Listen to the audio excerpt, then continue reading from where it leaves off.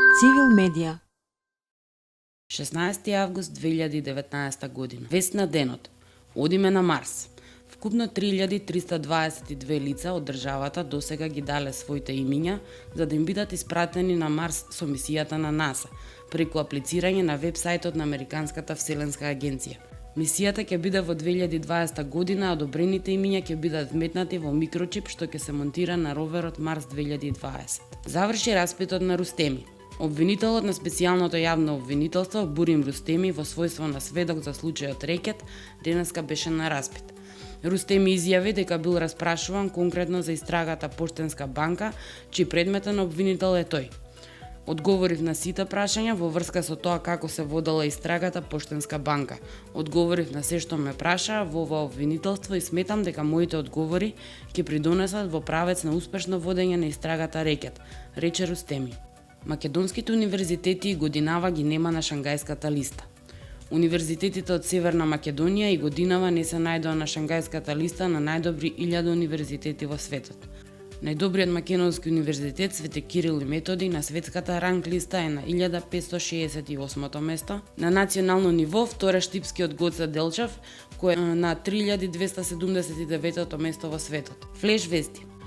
Таблите на спомениците во центарот на Скопје, поставени вчера, не издржаа ниту еден ден. Утринава можеше да се забележи дека надписите преку кои се акцентира хеленското потекло на личностите представени со спомениците се искршени, одлепени или пак украдени. Министерот за здравство Венко Филипче упати јавен и отворен повик до опозицијската партија ВМРО ДПМН, во кој бара со своите експерти и кадровски капацитети да се вклучат и да учествуваат во сите работни тела во проектот за изградба на новиот клинички центар во Скопје. Специјалната јавна обвинителка Катица Јанева тврди дека не издала наредба за претрес на обвинителката Фатиме Фетај и на другите обвинители и вели дека се работи за недоразбирање. Не е точно дека сум дала таква наредба. Се работи за недоразбирање. Не сум расположена за повеќе разговор, изјави Јанева. Премиерот Зоран Заев во објава на Facebook најави дека во Република Северна Македонија следува инвестициски циклус од околу 5 милиарди евра. Цивилни активности.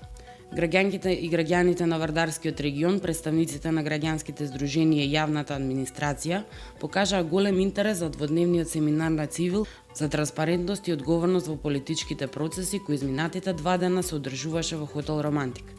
На отворени сесии за јавноста, како специјални гости на семинарот беа поканети и говореа претседателката на Државната комисија за спречување на корупција Билјана Ивановска, градоначалникот на општина Велес Аце Коцевски, активистот за човекови права и поранешен советник во Министерството за финансии Бранимир Јовановиќ, како и Џабир Дерала, претседателот на Цивил. Соопштение на Цивил. Државата и општеството не смеат да ги занемарат правата на децата.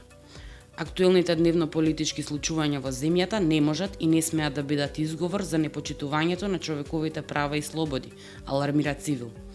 Последната трагедија во која животот го загуби 17-годишно момче, кое беше убиено од својот врсник, е потсетник за трулежот на општеството во кое живееме.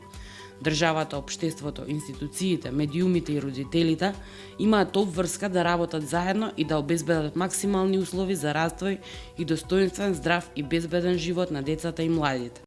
Прочитете повеќе на civilmedia.mk. Цивил медија.